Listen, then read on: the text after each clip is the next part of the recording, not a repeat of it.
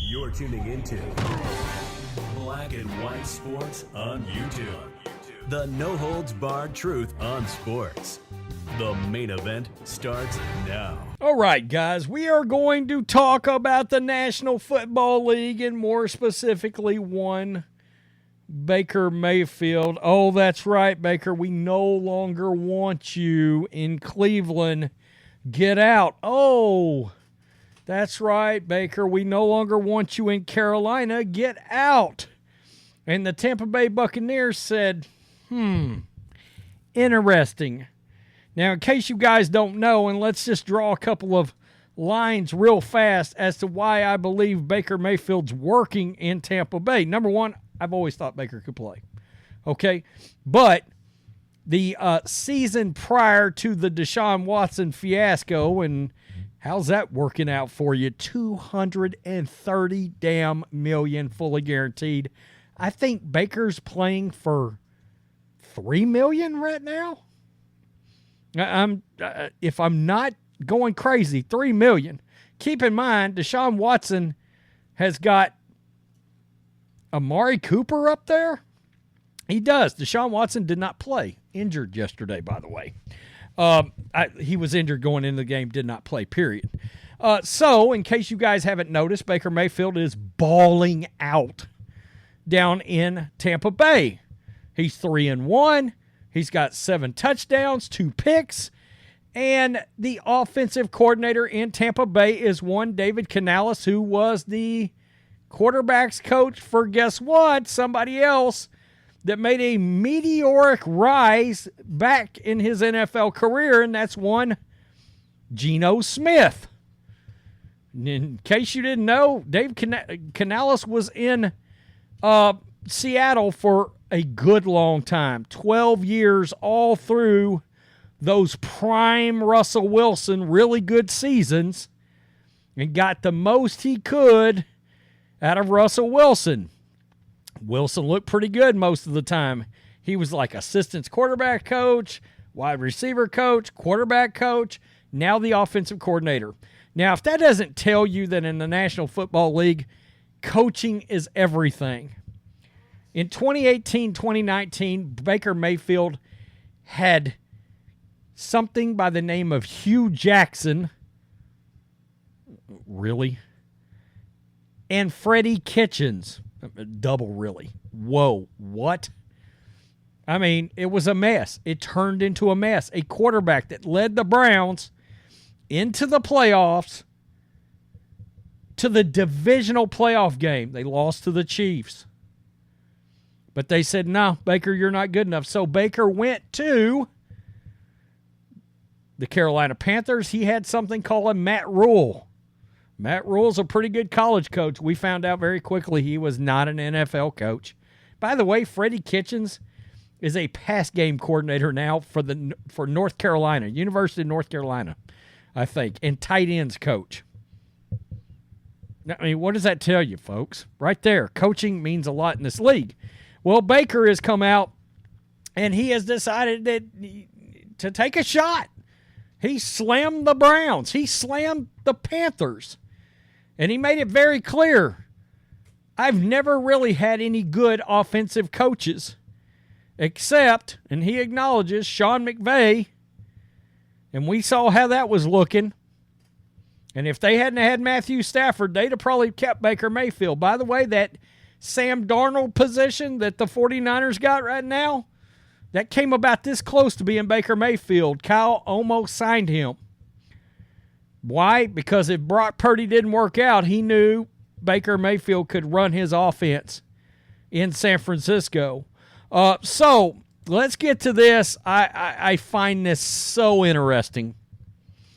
So interesting that, and by the way, Bucs were supposed to be one of the worst putrid teams in the league, and a lot of people drew that over to Baker Mayfield.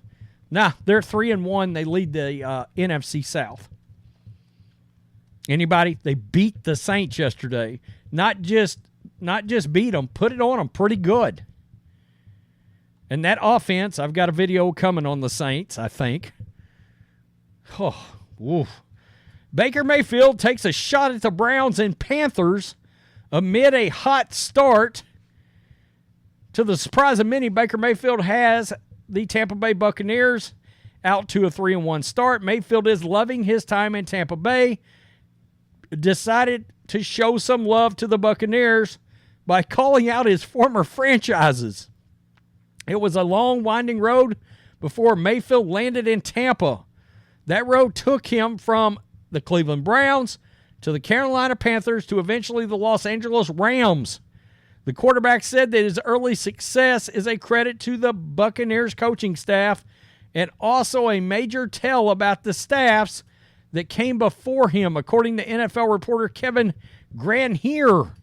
Quote, "This is only the second time in my pro career that I've had a coaching staff that let me play to my full potential.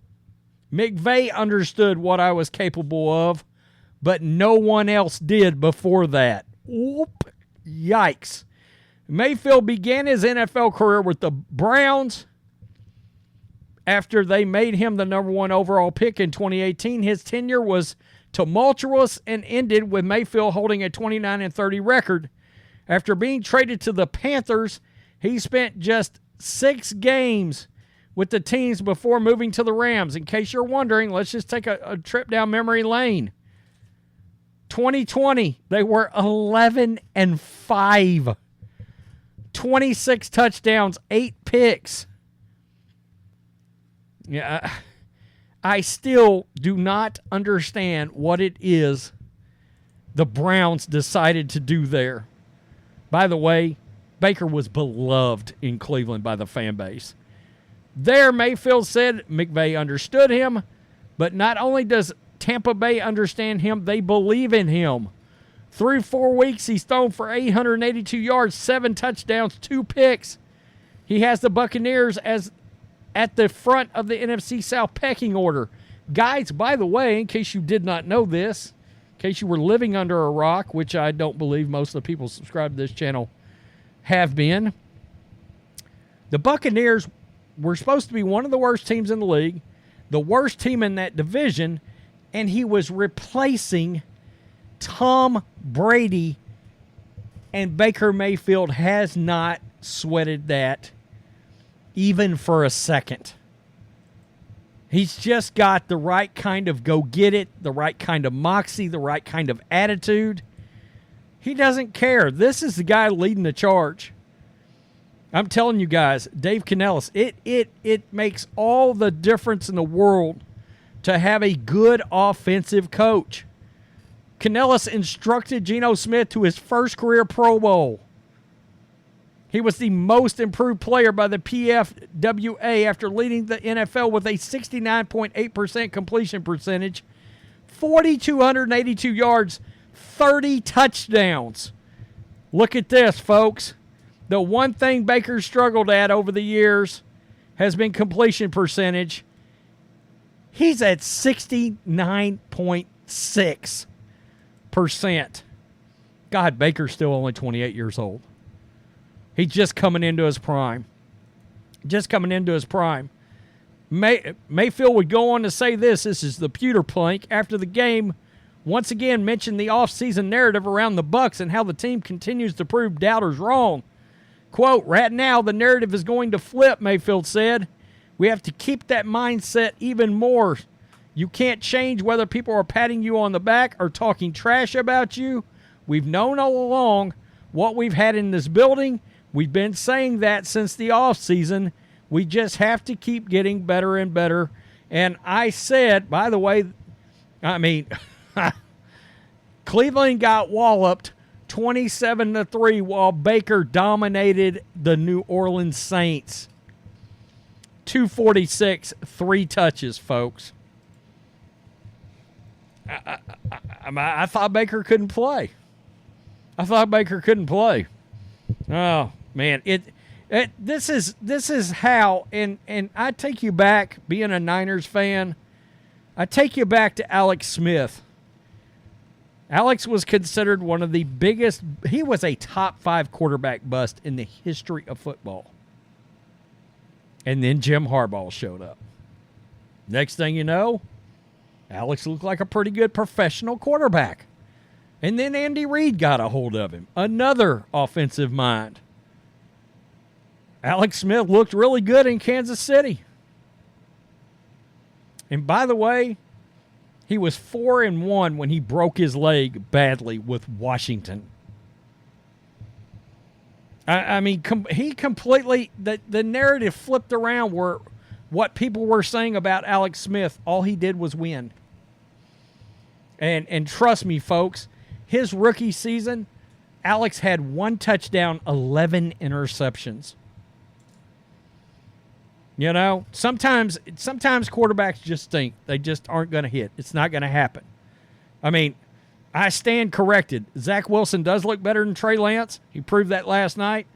And Justin Fields sure looked better than Trey Lance yesterday. I mean, I don't know what's going on with that Broncos defense. They won, but you get the point. Coaching absolutely matters in the NFL. And all I know is if you had a good offensive mind in Cleveland and a Nick Chubb, Kareem Hunt, Amari Cooper, and Baker Mayfield, how would yesterday have turned out for you?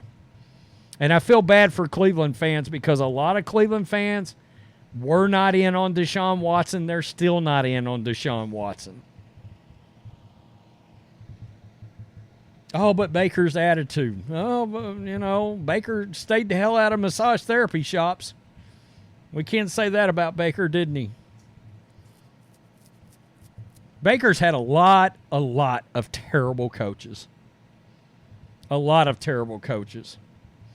You know? So I understand why Baker's got the right attitude. Take over Tom Brady. I don't care. I'm a Heisman Trophy winner. Let's roll. He's got Chris Godwin. He's got Mike Evans. I'm looking forward to see what this whole season is going to end up looking like. Because as of right now, it looks like Baker Mayfield's going to throw 30 touchdowns. And then maybe he'll be the most improved / comeback player of the year. He won't because he'll lose it to DeMar Hamlin. Okay. Tell me what you think. That's another subject for another day. Tell me what you think, black and white sports supporters. Baker Mayfield showing all of his ass, and I love it. Peace. I'm out. Till next time. Thanks for watching the show. Be sure to like, comment, and subscribe. Be sure to tune in next time on Black and White Sports.